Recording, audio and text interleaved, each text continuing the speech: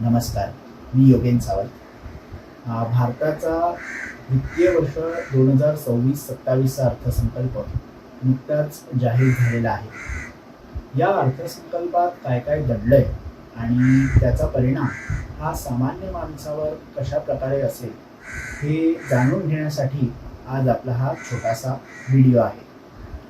तर सर्वात प्रथम सुरुवात करण्याच्या आधी अर्थसंकल्प म्हणजे काय आणि याचा गाजावाजा इतका का होतो हे बघण्याची गरज आहे.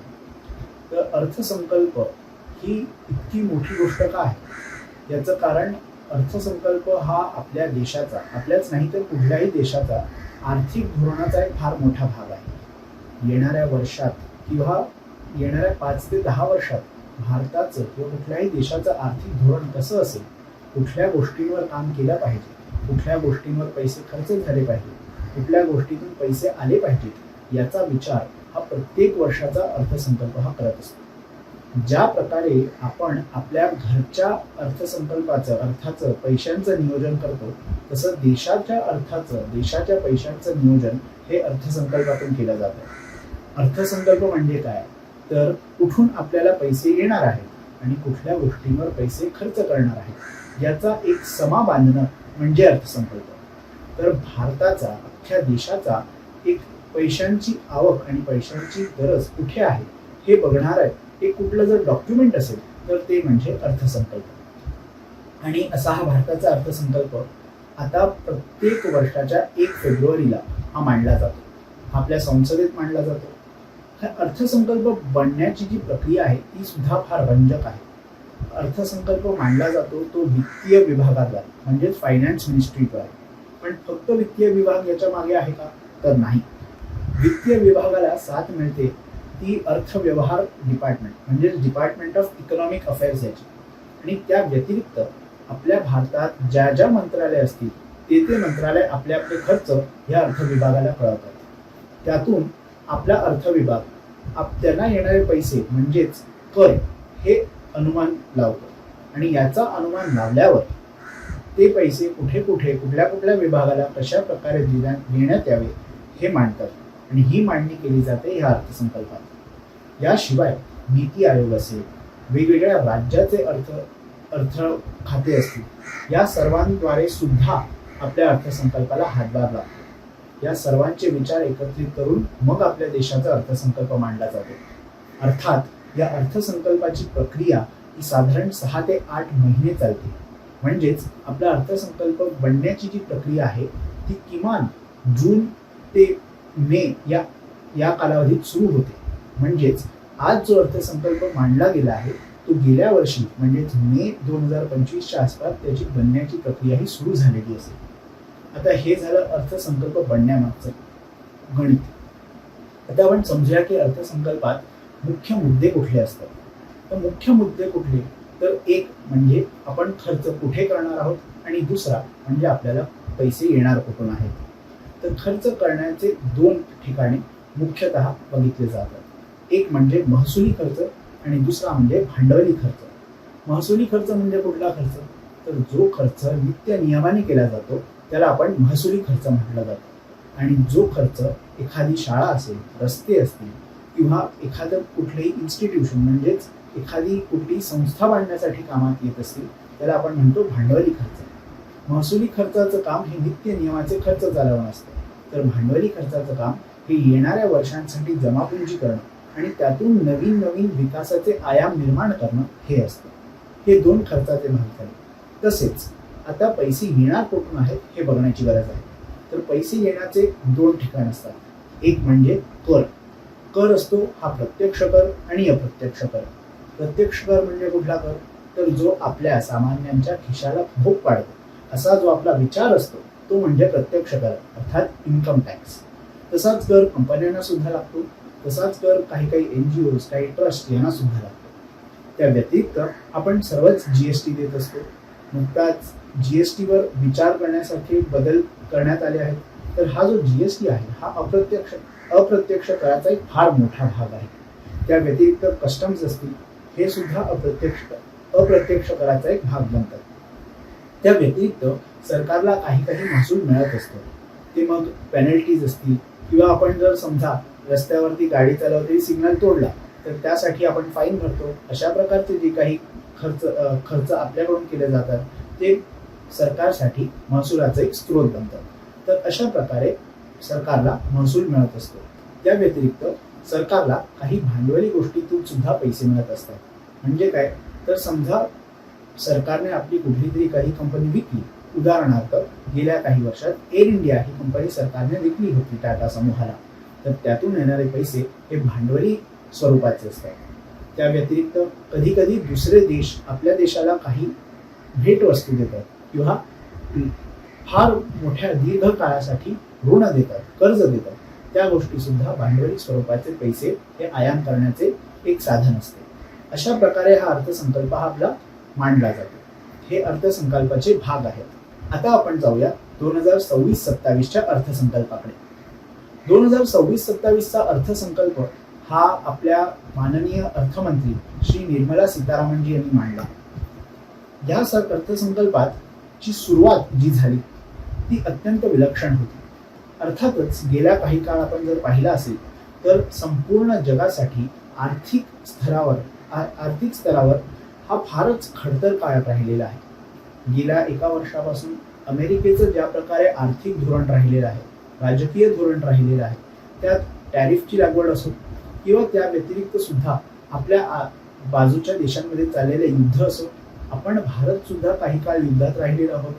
त्या व्यतिरिक्त चीन असो, पाकिस्तान असो, बांगलादेश असो, यांचं जे आर्थिक धोरण आहे ते आहे. त्या व्यतिरिक्त रशिया युक्रेनचं युद्ध असो, इस्रायल, फिलिस्तीन, इराण यांचं जे युद्ध चालू आहे ते युद्ध असो, या सर्व गोष्टींमुळे अर्थातच हा अर्थसंकल्प विलक्षण ठरणार होता आणि याची गरज, याच्याकडे लक्ष संपूर्ण जगाचं लक्ष होतं असं सुद्धा आपल्याला म्हणावं लागेल. आणि यामुळेच ह्या अर्थसंकल्पाकडे पाहण्याचा सरकारचा जो दृष्टिकोन होता तो लोकांना एकंदरीत फक्त काही काळ फायदा देण्यापेक्षा लांबवरचं धोरण आपण कुठल्या प्रकारे मांडू शकतो आणि भारताला आत्मनिर्भर करण्यासाठी आपण कुठले प्रयास करू शकतो याच्या पाठी हे भारताचं धोरण होतं. आणि हा अर्थसंकल्प सुद्धा त्याच मांडणीवर, त्याच आधारावर मांडला गेला आहे.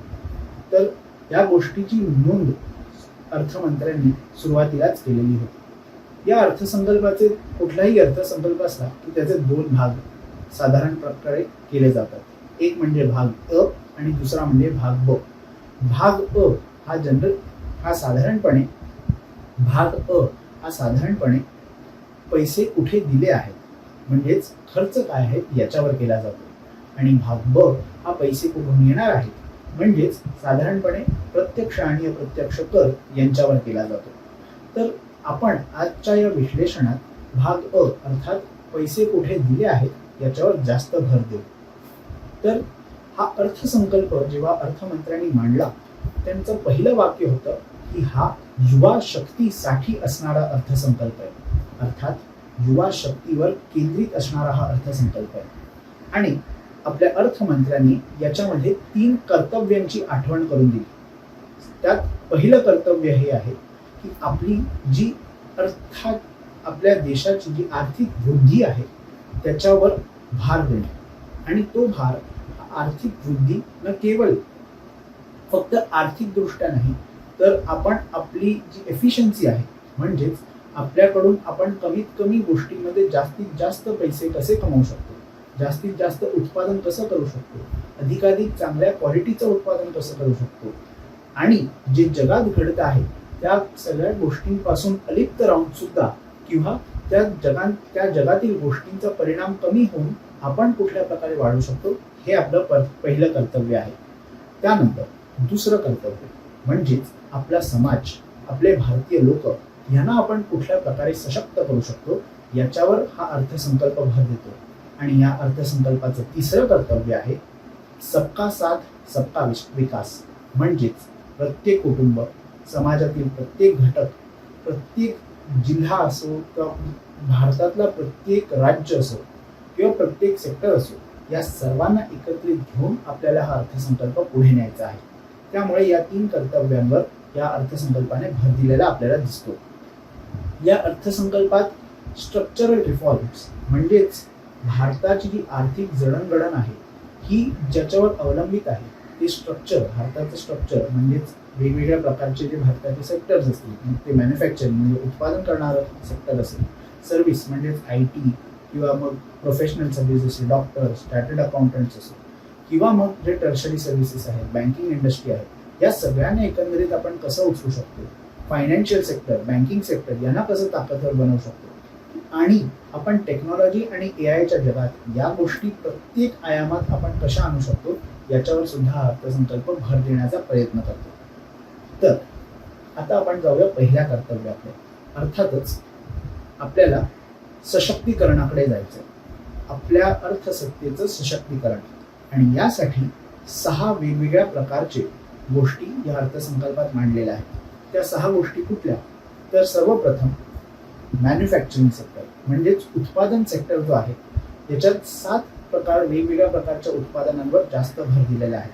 दुसरी गोष्ट म्हणजे जे आधीपासून पुरातन काळापासून ज्या गोष्टी आपल्याकडे चालत आल्या आहेत, जे सेक्टर आपल्याकडे, ज्या इंडस्ट्री आपल्याकडे चालत आल्या आहेत, त्यांना आपण कुठल्या प्रकारे सशक्त करू शकतो. तिसरी गोष्ट म्हणजे आपले लघु उद्योग MSME यांना आपण कसं सशक्त करू शकतो. चौथी गोष्ट इन्फ्रास्ट्रक्चर, आज जे आपल्याला रस्ते दिसत आहेत, आज जे आपल्याला वेगवेगळ्या इमारती उभ्या राहतेल्या दिसत आहेत, त्या सगळ्या गोष्टी आपण कशा प्रकारे सशक्त करू शकतो याच्यावर भर देण्यात आले आहे. पाचवी गोष्ट एनर्जी सिक्युरिटी आणि स्टेबिलिटी, अर्थातच ऊर्जा, याला आपण आपल्याच देशात निर्माण करून ऊर्जाचे स्रोत आपण आत्मनिर्भर कसे बनवू शकतो याच्यावर भर देणे. आणि 6वी गोष्ट म्हणजे सिटी इकॉनॉमिक रिजन, म्हणजे जी शहरं आज दुसऱ्या किंवा तिसऱ्या स्थानावर येत असतील त्यांना आपण उभारी देऊन त्यांना संपूर्ण देशाच्या विकासात त्यांचा हातभार कसा लावता येईल याचा विचार करणं, हे 6 प्रकारे आपण आपलं पहिलं कर्तव्य म्हणजेच देशाची आर्थिक जडणघडण उत्तम करण्यासाठी प्रयत्नशील करणार आहोत. तर यातली जर पहिलं होतं ते म्हणजे 7 उत्पादन सेक्टरवर लक्ष केंद्रित करणं. तरी 7 सेक्टर कुठले आहेत, तर यात आहे बायोफार्मा, अर्थातच जी औषधं निर्माण करण्याची आपली शक्ती आहे त्यांना अजून शक्तिशाली करणं. त्यात बायोफार्मा शक्ती अर्थात strategy for healthcare advancement through knowledge, technology and innovation, म्हणजेच आपला फार्मा सेक्टर म्हणजेच दवा दारू बनवण्याचा जो सेक्टर आहे त्याला अधिकाधिक टेक्नॉलॉजी देऊन, अधिकाधिक ज्ञानार्जन करून आणि अधिकाधिक इनोव्हेशन म्हणजेच नवीन नवीन गोष्टी त्यात आत्मसात करून 10,000 करोड रुपये पुढच्या 5 वर्षासाठी देण्यात आलेले आहेत. त्या व्यतिरिक्त निपर अर्थात national institute of pharmaceutical education and research, हे 3 नवीन निपर हे आपल्या देशात चालू करण्यात येणार आहेत. त्या व्यतिरिक्त 1000 अशा साईट्स सुरू करण्यात येणार आहेत जिथे क्लिनिकल ट्रायल्स अर्थात मेडिकल चाचणी किंवा त्या फार्मालॉजिकलची चाचणी करण्यात येणार आहे. त्या व्यतिरिक्त इंडियन सेमीकंडक्टर मिशन, जे सेमीकंडक्टर आज आपल्या प्रत्येक डिजिटल गॅजेटला लागतात, ते अजून उत्तम निर्माण करण्यासाठी ISM-2 इंडियन सेमीकंडक्टर मिशन 2 याची घोषणा करण्यात आली. त्या व्यतिरिक्त इलेक्ट्रॉनिक कंपोनेंट्स मॅन्युफॅक्चरिंग स्कीम, जी आज मोठमोठाली गॅजेट अप्लायन्सेस, मग त्यामध्ये मोबाईल फोन असू देत, PC असू देत किंवा मोठमोठाले मशीन्स असू देत, तर यामध्ये लागणारे पार्ट्स म्हणजे आजच्या काळात आपला देश हा दुसऱ्या देशातून आयात करत असेल त्या सर्वाला आपण आपल्या देशातच बनवण्यासाठी 22,919 करोड हे मागच्या वर्षी देण्यात आले होते. आज ते दुप्पट करून 40,000 करोड देण्यात आले आहेत. त्या व्यतिरिक्त रेअर अर्थ मेटल्स, जर आपण आर्थिक गोष्टींचा एक मागोवा घेतला असेल तर गेल्या एका वर्षात रेअर अर्थ मेटल्स म्हणजे जी अशी धातू आहेत जी फार कमी प्रमाणात मिळतात पण जी फार अमूलाग्र आहेत, AI असू देत किंवा मग लिथियम आयन जी EVची बॅटरी असू देत, या सगळ्या गोष्टींच्या निर्मितीसाठी जे लागणारे धातू आहेत जे आपल्या देशात फार कमी प्रमाणात मिळतात पण त्यांच्या अजून अधिकाधिक उत्पादनासाठी आपण कार्यरत आहोत. तर या गोष्टींसाठी ओडिशा, केरला, आंध्र प्रदेश, तामिळनाडू या राज्यांमध्ये एक नवीन रेअर अर्थ कॉरिडॉर ही मोहीम राबवण्यात येणार आहे. त्यानंतर केमिकलवर भर देण्यात आलेला आहे. कॅपिटल गुड्स सांभाळण्यासाठी लॉजिस्टिक पार्कची निर्मिती होणार आहे. कंटेनर्स जे लागतात, जे एका गोष्टीला एका ठिकाणाहून दुसऱ्या ठिकाणाहून नेण्यासाठी कंटेनर लागतात, त्यासाठी 10,000 कोटी देण्यात आलेले आहेत. आणि या 7 सेक्टरपैकी सर्वात महत्त्वाचा कुठला सेक्टर असेल तो म्हणजे लेबर इंटेन्सिव्ह टेक्सटाईल सेक्टर, अर्थातच कापड. कापड निर्मिती ही भारताची एक पुरातन इंडस्ट्री राहिलेली आहे. आपण गिरणी कामगारांचे प्रश्न असू देत हे सातत्याने ऐकत आलेलो आहोत. त्या व्यतिरिक्त सुद्धा भारताच्या स्वातंत्र्य लढ्यात कापड या गोष्टीवर आपला भारतीय स्वातंत्र्य लढा हा निर्भर होता. त्याचप्रकारे भारतात कापडावर आधारित आपली जी अर्थकारण आहे ते फार पुरातन काळापासून चालत आलेलं आहे. आणि त्यामुळे आजच्या काळात सुद्धा भारताला या कापड क्षेत्रात उत्तमात उत्तम कसं बनवता येईल याच्यावर भर देण्यात आलेला आहे. कापड जी इंडस्ट्री आहे त्याचं एक फार मोठं लाभ हा एम्प्लॉयमेंट अर्थात रोजगाराला सुद्धा होतो. त्याचबरोबर आता जे भारताने नवीन FTA अर्थात फ्री ट्रेड एग्रीमेंट साईन केले आहेत, मग ते इंग्लंड बरोबर असो किंवा मग युरोपियन युनियन बरोबर असो किंवा ओमान सारख्या देशाबरोबर असो, या सगळ्यांमध्ये कापड उद्योग याला कसं आपल्याला वाढवता येईल याच्यावर भर देण्यात आला आहे. आणि त्याचाच मागोवा घेत या अर्थसंकल्पात सुद्धा कापड क्षेत्राला फार मोठे लाभ हे देण्यात आलेले आहेत. मग त्यामध्ये नॅशनल फायबर स्कीम असो किंवा मग textile expansion and employment scheme असो, या सगळ्या गोष्टींद्वारे कापड उद्योगाला वाढ देण्यात आलेली आहे. त्या व्यतिरिक्त मेगा टेक्सटाईल पार्क्स म्हणजे फार मोठाले टेक्सटाईल पार्क्स, कापड उद्योग निर्मिती करणारे क्षेत्र भारतात उभारण्याचा विचार सुद्धा करण्यात आलेला आहे. त्या व्यतिरिक्त खादी हे जे भारताचं पुरातन काळापासून असणारं कापड आहे त्याला महात्मा गांधी ग्राम स्वराज योजनेद्वारे आणि 1 डिस्ट्रिक्ट 1 प्रोडक्टद्वारे अजून त्याची वाढ कशी करता येईल याचं सुद्धा विश्लेषण आणि विचार आणि एक मांडणी करण्यात आलेली आहे. हे झालं आपल्या 7 मॅन्युफॅक्चरिंग सेक्टर्स बद्दल. त्यानंतर आपले जे छोटे लघु उद्योग आहेत म्हणजेच चॅम्पियन SMEs, त्यांना वाढ कशी देता येईल याच्यावर विचार करण्यात आला आहे. आणि त्यासाठी SMEना 10,000 कोटी रुपयांचं एक फंड निर्माण करण्यात आलं आहे. या फंडमधून या छोट्या उद्योगांना आपण कर्ज देऊ, त्यांच्या वृद्धीसाठी विचार करू आणि त्यांना champion small and medium enterprises कसं बनवता येईल याच्या मागे सुद्धा विचार करण्यात आला आहे. या उपर त्यांना प्रोफेशनल सपोर्ट अर्थात असं जाणवलं आहे की आपल्या ज्या भारतात SME आहेत किंवा जे छोटे लघु उद्योग आहेत त्यांना फार वेळा भारताच्या जे लॉज आहेत, जे नियम आहेत, कायदे कानून आहेत त्यांचा सामना करताही त्रास होतो. मग त्यासाठी लागतात ते CA लागतात, कॉस्ट अकाउंटंट लागतात, त्यानंतर CS लागतात. तर यांची मदत या SMEsना कशी होईल यासाठी या ज्या इन्स्टिट्यूट आहेत अर्थातच जिथून ते नवीन CS शिकतात त्या इन्स्टिट्यूट बरोबर एकत्र येऊन त्यांच्याद्वारे छोटे छोटे कोर्स करण्याचा विचार करण्यात आलाय, ज्याच्या मार्फत या ज्या छोट्या लघु उद्योग असतील त्यांच्या कंप्लायन्सच्या अर्थात या नियम कायदे कानून पालन करण्याची जी प्रक्रिया असेल त्यांच्यात त्यांना मदत होईल.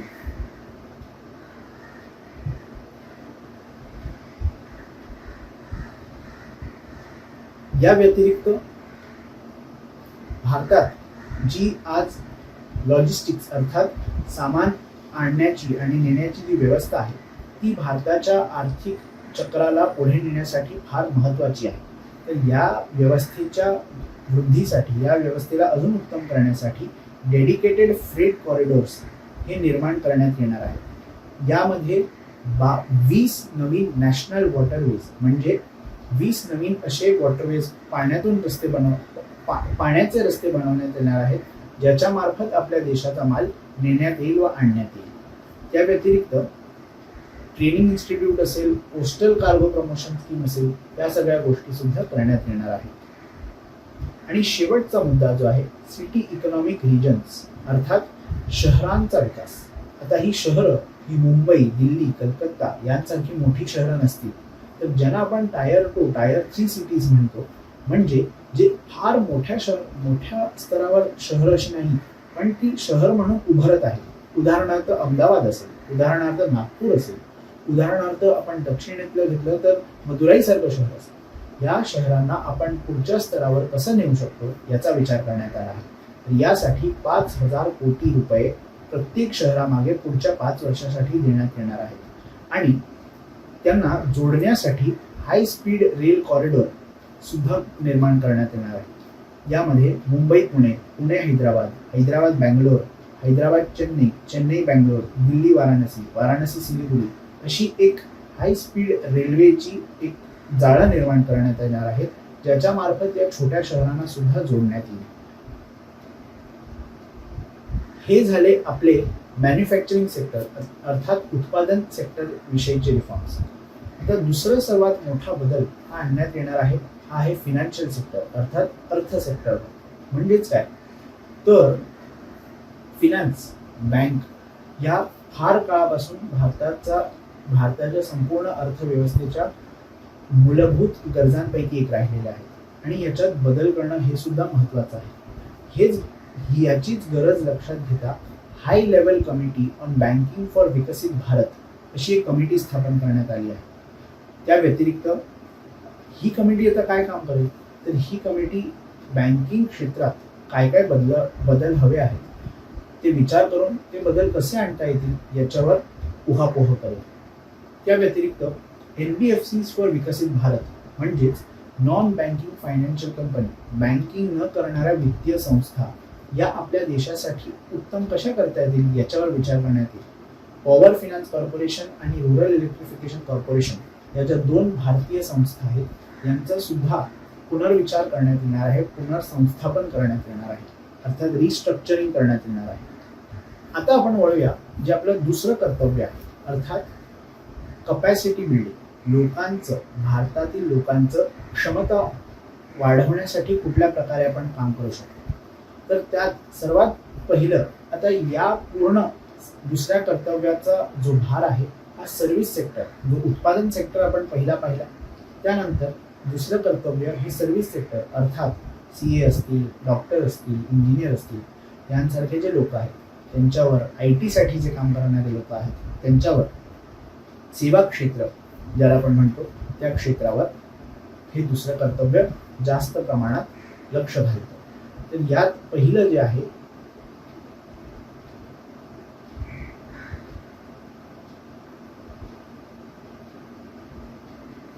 ते आहे क्रिएशन ऑफ प्रोफेशनल्स फॉर विकसित Bharat. Creation of professionals for विकसित भारत म्हणजे काय तर विकसित भारत निर्माण करण्यासाठी सेवा क्षेत्रात उत्तम सेवा देणारे लोक निर्माण करणं। याची सुरुवात ही हेल्थ सेक्टर पासून होते। हेल्थ सेक्टरसाठी जितके महत्त्वाचे डॉक्टर आहेत तितकेच महत्त्वाचे आहेत डॉक्टर बरोबर काम करणारे अलाइड हेल्थ प्रोफेशनल्स म्हणजेच डॉक्टर बरोबरची लोक। तर जे 10 डिसिप्लिन, 10 वेगवेगळ्या गोष्टी आहेत त्यात जसं रेडिओलॉजी असेल म्हणजेच आपला एक्सरे काढणं, ॲनेस्थेशिया असेल म्हणजे गुंगारा देणं, गुंगीचं औषध देणं, त्या व्यतिरिक्त अजून 10 क्षेत्र, त्या व्यतिरिक्त अजून 8 क्षेत्र आहेत। यांच्यात अलाइड हेल्थ प्रोफेशनल्स यांना बढावा कसा देता येईल, साधारण 1 लाख अलाइड हेल्थ प्रोफेशनल्स यांची पुढच्या 5 वर्षात निर्मिती कशी करता येईल याच्यावर हा अर्थसंकल्प भर देतो। त्या व्यतिरिक्त मेडिकल व्हॅल्यू टुरिझम, आज भारतामध्ये बाहेरच्या परदेशातून येणारे लोक हे मेडिकल टुरिझम अर्थात आपल्या देशाच्या जी डॉक्टरांची फॅसिलिटी असेल, हॉस्पिटलची फॅसिलिटी असेल हे घेण्यासाठी आपल्या देशामध्ये येतात। तर आपल्या देशामध्ये या फॅसिलिटीज वाढाव्यात यासाठी 5 असे रिजनल मेडिकल हब्स म्हणजे एकाच रिजनमध्ये तुम्हाला सर्वच्या सर्व वैद्यकीय उपचार मिळतील असे 5 हब आपल्याकडे निर्माण करण्यात येणार आहेत आणि याला साथ मिळणार आहे ती आयुष अर्थात आयुर्वेद आणि होमिओपॅथी या सर्व गोष्टींची सुद्धा। तर आयुषचं निर्माण जास्तीत जास्त व्हावं, आयुर्वेदाचा प्रसार सुद्धा जास्तीत जास्त व्हावा म्हणून आपल्याकडे आता 3 नवीन all India institute of Ayurveda याचं निर्माण करणार आहे। याच व्यतिरिक्त आपले जे प्राणी पशु आहेत त्यांचं सुद्धा रक्षण करण्यासाठी वेटरनरी प्रोफेशनल्स त्यांच्या मागे लक्ष देण्यासाठी खास लोक अशी 20,000 लोक पुढच्या काळात निर्माण करण्यासाठी हा अर्थसंकल्प भर देणार आहे। अशा प्रकारे जी वैद्यकीय सुविधा आहे याचा पूर्णपणे विचार करणारा हा अर्थसंकल्प आपल्यासमोर मांडण्यात येतो असं आपल्याला दिसतं। त्यानंतर आजच्या काळात जी फार मोठी गोष्ट आपल्याकडे रोजगार निर्मिती करून देऊ शकते ही म्हणजे ऑरेंज इकॉनॉमी। आता ऑरेंज इकॉनॉमी म्हणजे काय तर ॲनिमेशन असेल जे आपण आज नवीन काळात ॲनिमेटेड चित्रपट पाहतो, चित्रपटामध्ये वेगवेगळ्या प्रकारचे जे दृश्य पाहतो, ज्याच्यामध्ये इथून लाईट येतोय, खूप चांगल्या प्रकारे कांतारासारखी चित्रपट असतील ज्याच्यामध्ये ते दृश्य दाखवण्यासाठी फार VFX किंवा आर्टिफिशियल इंटेलिजन्सचा उपयोग केला जातो, किंवा जी गेमिंग इंडस्ट्री आज जी वाढत आहे किंवा कॉमिक्सचं जे निर्माण होत आहे याला AVGC animation visual effects gaming comics जी इंडस्ट्री बोलतात, त्याच्यामध्ये आज असं अपेक्षित आहे की येणाऱ्या काळात 2030 पर्यंत 20 लाख लोकांची गरज लागणार आहे. आणि म्हणूनच AVGC कॉन्टेंट क्रिएटर लॅब्स असे मुंबईत जी Indian institute of creative technology आहे यांच्या साहाय्याने 15,000 शाळांमध्ये आणि 500 कॉलेजमध्ये हे AVGC कंटेंट क्रिएटर लॅब्स सुरू करण्यात येणार आहेत. या व्यतिरिक्त अभ्यासाला जास्त वाव मिळावा, लोकांपर्यंत शिक्षण चांगलं पोहोचावं म्हणून 5 युनिव्हर्सिटी टाउनशिप्स निर्माण करण्यात येणार आहे. म्हणजे काय, तर जे विद्यापीठ आहेत त्या विद्यापीठात प्रत्येक विषयांबद्दल शिक्षण मिळावं यासाठी आपल्या देशामध्ये 5 नवीन मोठ्या युनिव्हर्सिटी टाउनशिप्स निर्माण करण्यात येणार आहेत. त्या व्यतिरिक्त मुलींना शिक्षण उत्तम व्हावं, त्यांची गैरसोय होऊ नये म्हणून प्रत्येक जिल्ह्यात एक नवीन गर्ल्स हॉस्टेल, मुलींसाठी वसतिगृह बांधण्यात येणार आहे. आणि मला वाटते की ही या अर्थसंकल्पातील एक फार मोलाची गोष्ट आहे.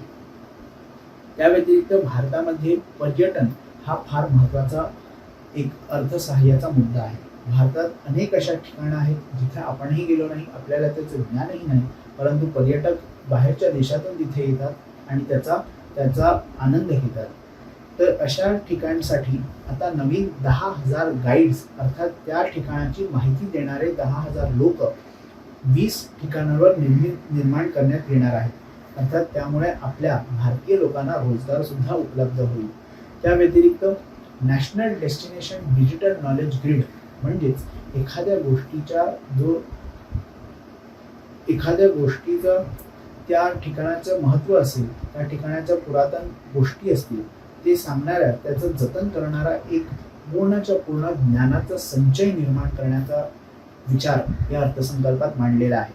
त्यानंतर ट्रेकिंग, हायकिंग या अशा गोष्टींसाठी आणि हडप्पा काळापासून आत्ताच्या काळापर्यंत जसं लोथाल, धोलावीरा, राखीगढी, सारनाथ, हस्तिनापूर, लेह या ठिकाणी ज्या पुरातन तत्वाच्या गोष्टी अवशेष मिळालेले आहेत त्यांचा विकास करण्यासाठी 15 अशा ठिकाणी हे आता heritage and culture tourism under त्यांना एक वाव मिळणार आहे. म्हणजे काय, तर त्यांचं निर्माण करून त्यांच्या इथे वॉकवेज तुम्ही त्या जागेवर जाऊन पूर्णच्या पूर्ण त्या पुरातन ज्या साधारण 5 ते 6,000 वर्षापूर्वीच्या गोष्टी आहेत त्या अनुभवू शकता. त्यांच्याबरोबर तुम्हाला गाईड्स मिळतील, त्यांच्याबरोबर तुम्हाला एक ज्ञानाचा संचय मिळेल. ही अशी पूर्णच्या पूर्ण पर्यटनासाठी मांडणी ही या अर्थसंकल्पात करण्यात आलेली आहे.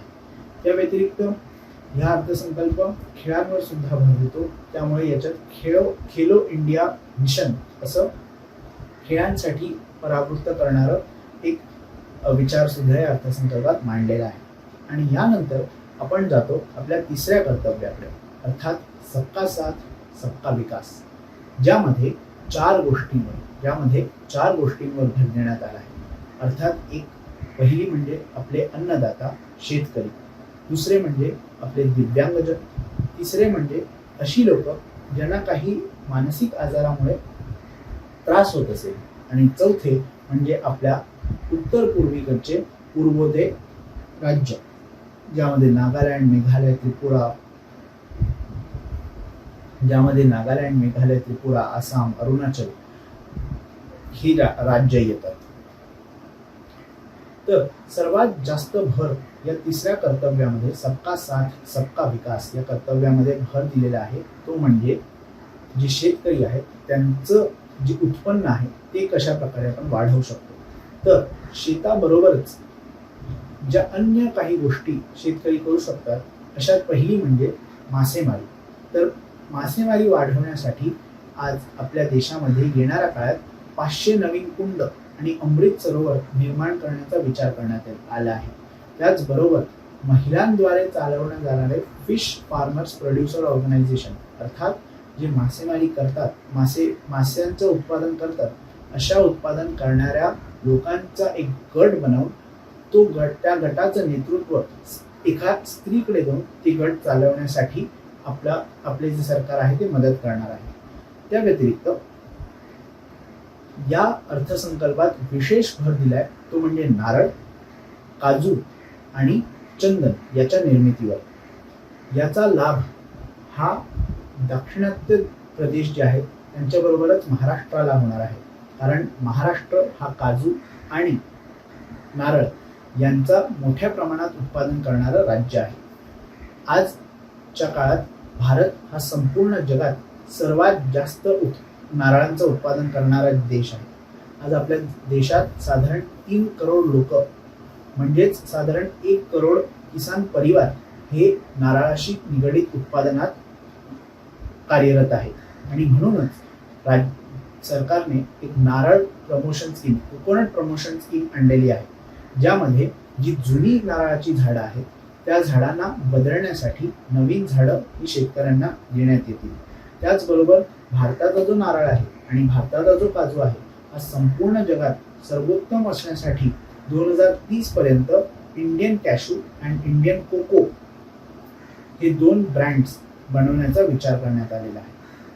त्याचबरोबर भारत विस्तार म्हणजेच virtually integrated system to access agricultural resources असा एक AI टूल हे आपल्या शेतकऱ्यांना देण्यात येणार आहे. हे टूल ही जी AIची साथ मिळालेली गोष्ट आहे, यामुळे शेतकऱ्यांना आपलं जे पीक आहे ते कसं वाढवता येईल, पावसाचा किंवा बाकीचे निर्णय जे शेतकऱ्यांना घेण्यासाठी कुठल्या प्रकारे मदत होईल आणि त्यांच्या शेतीप्रमाणे त्यांना वेगवेगळ्या प्रकारची मदत कशी करता येईल याच्यासाठी लक्ष देणार आहे.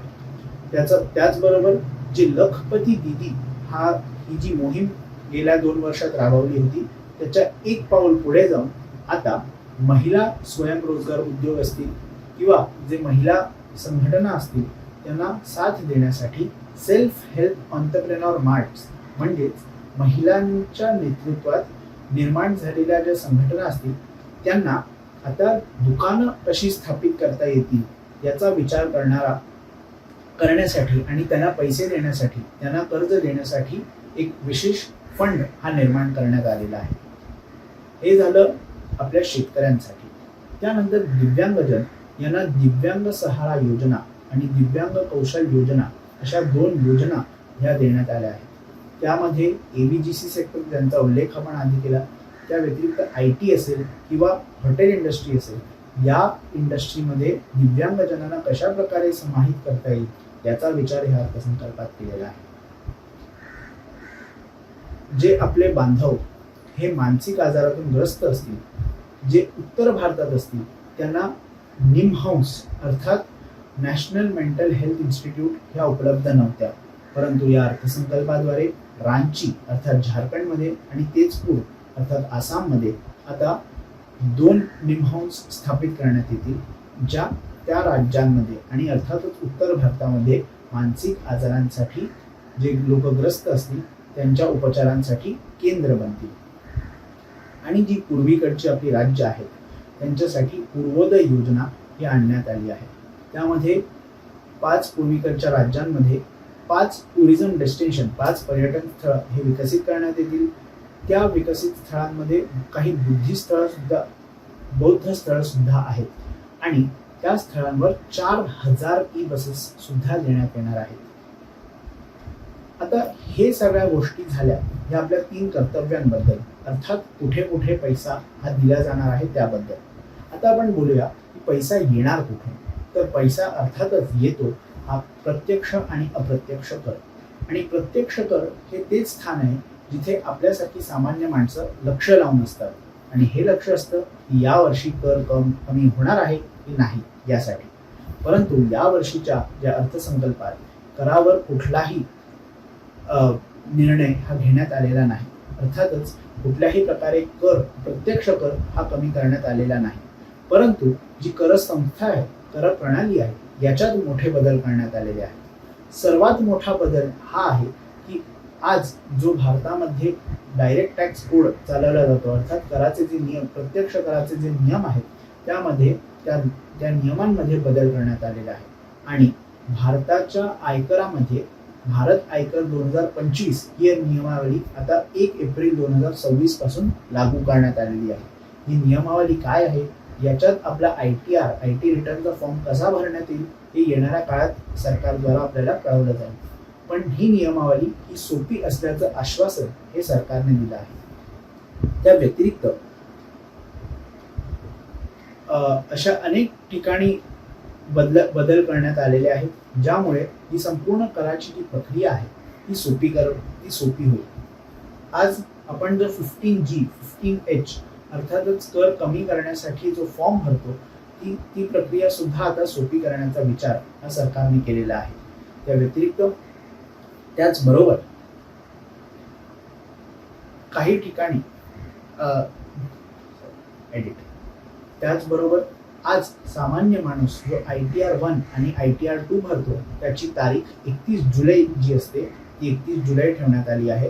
परंतु जी व्यक्ती ही व्यवसायात असेल त्या व्यक्तींचा पण त्यांना टॅक्स ऑडिट लागू होत नसेल अशा व्यक्तींची ITR भरण्याची तारीख ही 31 जुलैवरून 31 ऑगस्ट करण्यात आलेली आहे. या निर्णयामुळे या संपूर्ण कर प्रणालीला थोडा वेळ मिळेल, ज्याच्यामुळे ही प्रणाली अजून व्यवस्थित काम करता येईल अशी अपेक्षा आहे. जी लोक शेअर मार्केटमध्ये फ्युचर आणि ऑप्शन यामध्ये सौदे करतात त्यांच्यासाठी एक मोठा बदल हा या अर्थसंकल्पात करण्यात आलेला आहे. या ट्रेडवर सिक्युरिटी ट्रान्झॅक्शन टॅक्स नावाचा जो टॅक्स लागतो त्यामध्ये वृद्धी करण्यात आलेली आहे. त्यामुळे जे फ्युचर्समध्ये असतील त्यांना 0.02% वरून आता 0.05% एवढा टॅक्स द्यावा लागणार आहे. त्या व्यतिरिक्त जी लोक ऑप्शनमध्ये ट्रेड करत असतील त्यांना 0.1% वरून 0.15% असा STT भरावा लागणार आहे. त्यामुळे त्याचा परिणाम हा शेअर बाजारावर सुद्धा दिसला, ज्याच्यामुळे शेअर बाजार मोठ्या प्रमाणात घसरतेवेळी आपल्याला बघण्यात आला. पण त्या व्यतिरिक्त कुठल्याही प्रकारचे बदल या अर्थसंकल्पात करण्यात आलेले नाही. अप्रत्यक्ष करांवर जर बोलायचं झालं तर सर्वात मोठा फायदा हा मरीन अर्थात पाण्याचे जे उत्पाद आहेत पाण्याचे जे उत्पाद आहेत ते, त्या व्यतिरिक्त चामडे आणि परत एकदा कपडे यांना देण्यात आलेला आहे. या गोष्टींना ज्या गोष्टी आपल्याला आयात कराव्या लागतात त्याचं शुल्क हे कमी व्हावं, अर्थातच या गोष्टींच्या निर्यातकारांना फायदा व्हावा यासाठी जे ड्युटी फ्री इम्पोर्ट आहेत याचा जो कालावधी आहे तो वाढवण्यात आलेला आहे. त्या व्यतिरिक्त या अर्थसंकल्पात छोटे मोठे बदल नक्कीच आहेत, परंतु त्याचा परिणाम हा सामान्य जीवनावर प्रत्यक्षरित्या होईल असे दिसत नाही, म्हणून त्यांचा या व्हिडिओमध्ये जास्त उहापोह केलेला नाही. आता आपण जाऊया या अर्थसंकल्पाच्या आकड्यांकडे. अर्थसंकल्प हा समजण्यासाठी 2 मुख्य आकडे हे समजले जातात. आता आपण जाऊया या अर्थसंकल्पाचे आकडे समजण्यासाठी. या अर्थसंकल्पात आपला जो पूर्ण अर्थसंकल्प आहे हा 53.5 लाख कोटी रुपयांचा अर्थसंकल्प आहे. अर्थात याचाच अर्थ आपण वित्तीय वर्ष 26-27 या वर्षात भारत देश हा 53.5 लाख कोटी रुपये खर्च करणार आहे. ते 53.5 लाख कोटी याच्यामध्ये 12 लाख कोटी हे भांडवली खर्चासाठी खर्च करण्यात येणार आहेत. म्हणजेच काय तर 12 लाख कोटी रुपये हे देशाच्या विकासासाठी खर्च करण्यात येणार आहेत. देशात नवीन रस्ते बांधण्यासाठी, देशात शाळा उभ्या करण्यासाठी, देशात नवीन कॉलेजेस बांधण्यासाठी, देशात नवीन हॉस्पिटल बांधण्यासाठी हे 12.5 लाख, सुमारे 12.5 लाख, 12.2 लाख कोटी रुपये हे वापरण्यात येणार आहे.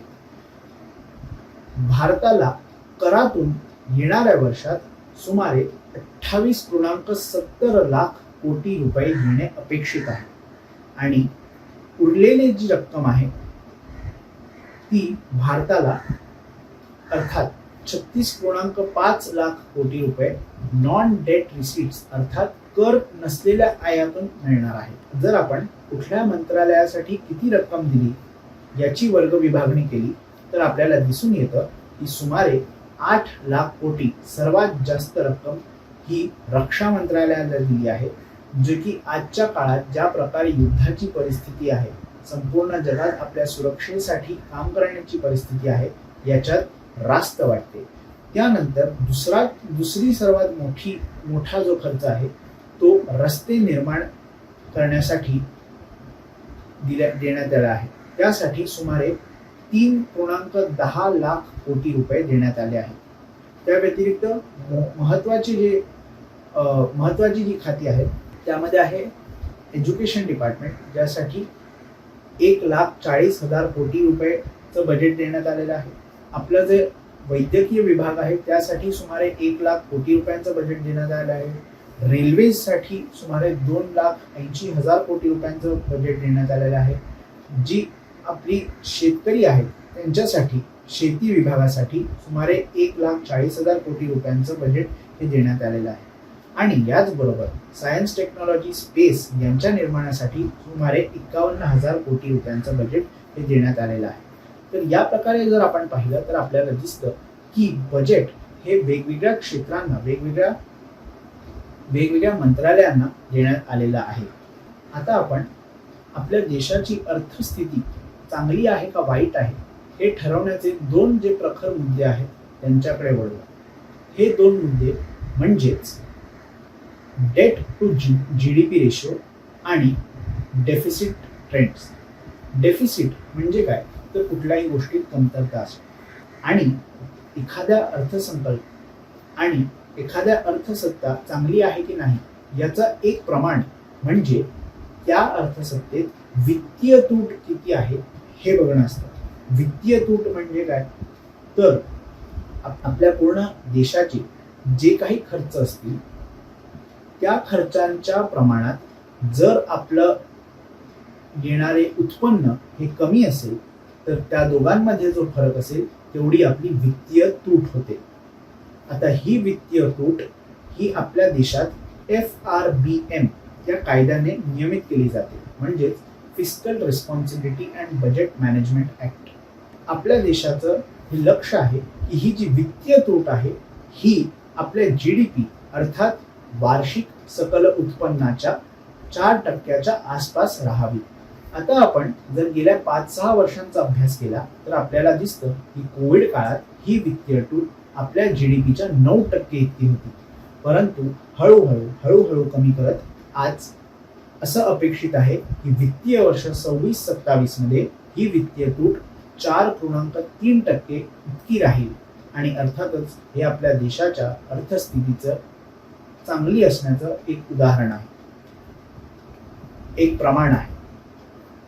त्यानंतर एक अर्थस्थितीचं पारख करण्यासाठी दुसरं प्रमाण म्हणजेच ट्रेंड्स इन डेट, म्हणजेच debt to GDP ratio. Debt to GDP ratio म्हणजे काय तर आपलं जो GDP आहे, आपल्या देशाचं जे सकल उत्पन्न आहे त्याच्या प्रमाणात आपल्या देशावर किती प्रमाणात कर्ज आहे हे सांगणारा रेशो, हे सांगणारं प्रमाण म्हणजे डेट टू GDP रेशो.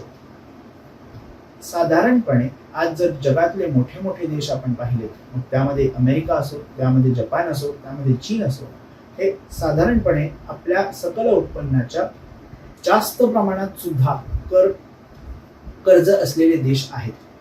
परंतु आज भारतात आपल्या GDPच्या साधारण 55% कर्ज आज आपल्याला 26 ते 27 या वित्तीय वर्षात अपेक्षित आहे. कोविड काळात 61.4% हा आकडा होता, जिथून कमी करत आज आपण अपेक्षा करतो की 26-27 या वित्तीय वर्षात 55.6% इतकं आपलं डेट टू GDP अर्थात कर ते सकल उत्पन्न हा रेशो असेल. हे जे अर्थसंकल्प आहे तो सोप्या भाषेत समजण्याचा प्रयत्न केला. कुठल्या गोष्टींवर परिणाम पडणार आहे हे समजण्याचा प्रयत्न केला. आणि आपण हे सुद्धा पाहिलं की या अर्थसंकल्पात आजवर झालेल्या भांडवली खर्चातला सर्वात जास्त भांडवली खर्च हा म्हणजे सुमारे 12.20 लाख कोटी रुपये इतका भांडवली खर्च या अर्थसंकल्पात केलेला आहे. अर्थातच ज्या प्रकारे आज आपला देश एक अर्थसत्ता म्हणून पुढे जात आहे, आपल्याला गरज आहे की यामध्ये स्ट्रक्चरल रिफॉर्म्स अर्थात मूलभूत जे बदल करण्याची गरज आहे हे हा अर्थसंकल्प देण्याचा प्रयत्न करतो. ज्या प्रकारे आज आपल्या देशाची परिस्थिती आहे, ज्या प्रकारे जगाची परिस्थिती आहे, कदाचित असं दिसतं की सरकारकडे फार पैसे विचारपूर्वक खर्च करण्याची गरज होती आणि ही संधी साधत हा सरकारने अर्थसंकल्प मांडला आहे, ज्यामध्ये मूलभूत बदल कशा प्रकारे करता येतील, प्रत्येक घटकाला न्याय देण्याचा प्रयत्न कशा प्रकारे करता येईल असा हा अर्थसंकल्प मांडण्याचा प्रयत्न केलेला आहे. अर्थातच प्रत्येक अर्थसंकल्पात काही ना काही उणीवा या भासतातच, त्याही कदाचित या अर्थसंकल्पात भासत सुद्धा असतील. परंतु एकंदरीत पाहता आजची जी जागतिक अर्थस्थिती आहे ती पाहता निश्चितच हा अर्थसंकल्प येणाऱ्या काळात उत्तम प्रकारे भारताच्या मूलभूत अर्थाच्या ठिकाणी काम करणारा अर्थसंकल्प असेल. ज्या विचार योजना या अर्थसंकल्पात मांडल्या आहेत त्या जर सफल झाल्या तर नक्कीच भारतातील युवा, भारतातील स्त्रिया, भारतातील दिव्यांग, भारतातील प्रत्येक घटक याला त्याचा लाभ होईल आणि येणाऱ्या काळात जे आपल्या पंतप्रधानांनी स्वप्न पाहिलं आहे 2057 पर्यंत 2047 पर्यंत भारताला एका चांगल्या शक्तीच्या रूपात संपूर्ण जगाचं, संपूर्ण मानवतेचं नेतृत्व करण्याचं जे ध्येय बाळगलं आहे ते नक्कीच सफल करण्याच्या वाटेने आपण पुढे जात राहू. या अर्थसंकल्पातून जे आपल्याला मिळालं असेल असा हा अर्थसंकल्प 2026-27 या वर्षासाठी मांडण्यात आलेला आहे. या अर्थसंकल्पातून आपल्या पंतप्रधान नरेंद्र मोदीजींनी हेच विचार व्यक्त केले आहेत की आपण एक महासत्ता म्हणून देशातील, जगातील एक सशक्त अर्थसत्ता म्हणून 2047 पर्यंत जे धोरण, जे विजन पाहिलेलं आहे, जे स्वप्न पाहिलेलं आहे त्या स्वप्नाला पुढे नेणारा हा अर्थसंकल्प असेल असा विश्वास पंतप्रधान नरेंद्र मोदीजींनी दाखवला आहे. जर या अर्थसंकल्पात सांगितलेल्या गोष्टी, त्यात सांगितलेले विचार आणि त्यात मांडलेल्या योजना हा योग्य प्रकारे पुढे नेल्या तर अर्थातच रोजगार निर्मितीचं फार मोठं शक्ती, फार मोठी संभावना या अर्थसंकल्पात आहे. त्याबरोबर ज्या काही मूलभूत बदलाव जे काही मूलभूत बदल या अर्थसंकल्पात कायद्यांमध्ये केले असतील त्यामुळे धंदा करणं, त्यामुळे व्यवसाय करणं हे सोपं जाईल असं सुद्धा दिसतं.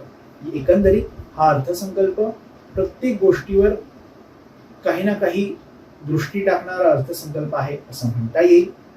जेवढी जागा अर्थसंकल्पात कार्य करण्यासाठी होती त्या ठिकाणी या सरकारने ते करण्याचा प्रयत्न केला आहे असं सुद्धा दिसतं. आणि आपण नागरिक म्हणून एवढीच प्रार्थना करू शकतो की येणाऱ्या काळात भारत हा आर्थिकरित्या सक्षम होईल, भारताचा प्रत्येक नागरिक हा आर्थिकरित्या सक्षम होईल आणि आपण सर्व एकत्र नेऊन भारताला आणि जगाला उत्तम ठिकाणी नेऊन ठेवू. धन्यवाद.